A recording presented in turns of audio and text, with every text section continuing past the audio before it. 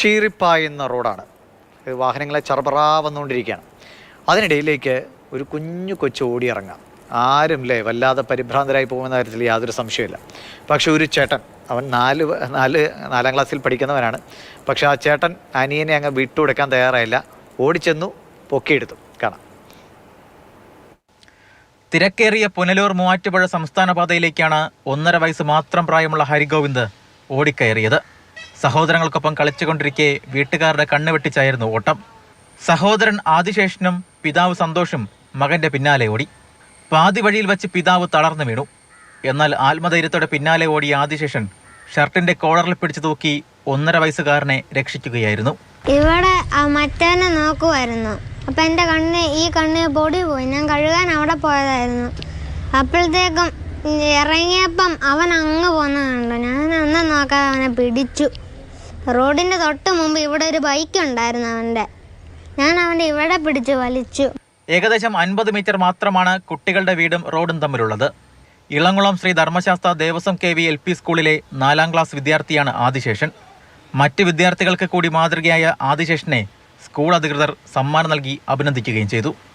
Mathrubhumi news, Kottayam.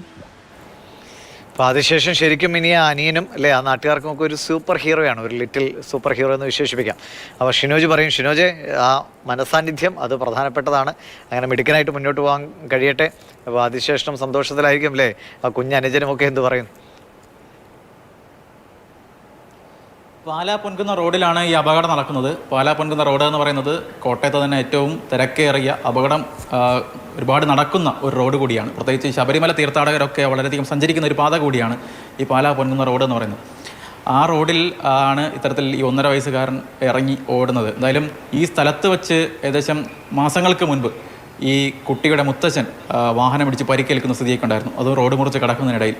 അപ്പോൾ ആ ഒരു സാഹചര്യത്തിലാണ് 1.5 വയസ്സുള്ള ഹരിഗോവിന്ദ് അവൻ്റെ മറ്റ് സഹോദരങ്ങൾക്കൊപ്പം കളിച്ചുകൊണ്ടിരിക്കുന്ന സമയത്താണ് ഇറങ്ങി ഓടുന്നത്. വേറെ 3 മക്കളാണ്, 2 ഇരട്ട സഹോദരങ്ങളാണ്. അതുപോലെ മൂത്തതാണ് 4 വയസ്സുള്ള ആദിശേഷൻ എന്ന് പറയുന്നത്.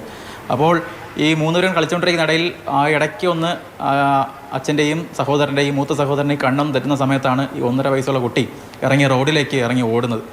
ഓടുന്ന സമയത്ത് തന്നെ ഈ പിതാവും അതുപോലെ തന്നെ മൂത്ത സഹോദരനും കണ്ടു, പിന്നാലെ ഓടുകയാണ്. ഈ ഓടുന്ന ഇതിൽ തന്നെ പിതാവ് ഇത് കണ്ട് തളർന്ന് വീഴുന്നു. എന്നാൽ ഈ 4 വയസ്സുള്ള കുട്ടി ഇതൊന്നും കാര്യമാക്കാതെ വളരെയധികം ധൈര്യത്തോടെ ഇതിൻ്റെ പിന്നാലെ പോവുകയാണ്. പിന്നാലെ പോയി ഈ പയ്യൻ്റെ 1.5 വയസ്സുള്ള കുട്ടിയുടെ കോളറിൽ പിടിച്ച് തൂക്കിയെടുക്കുകയായിരുന്നു എന്നാണ് ഈ നാട്ടുകാർ ഉൾപ്പെടെ പറയുന്നത്. തൂക്കിങ്ങെടുത്തു. എന്തായാലും അവനേതൊരു വലിയൊരു അപകടമാണ് നടക്കാൻ പോകുന്നത്.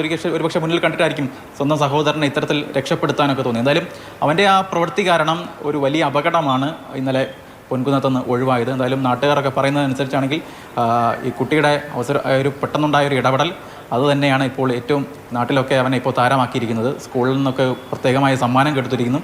നാട്ടുകാരൊക്കെ ഇപ്പോൾ കാണാൻ വന്നിരിക്കുന്നു. സ്ഥലത്തുള്ള പ്രധാനപ്പെട്ട ജനപ്രതിനിധികളൊക്കെ തന്നെ ഇപ്പോൾ ഈ കുട്ടിയെ അന്വേഷിച്ച് നാട്ടിൽ തിരികെയാണ്. ഇപ്പോൾ മാതൃഭൂമി ന്യൂസിലൂടെ വാർത്ത. ശരി, അപ്പോൾ എന്തായാലും മിന്നൽ ആയി തിളങ്ങട്ടെ, ആ ധൈര്യത്തോടെ മുന്നോട്ട് പോകട്ടെ അല്ലേ. അനിയൻ ഇനി സുരക്ഷിതനായിരിക്കട്ടെ. ശരി ഷിനോജ്.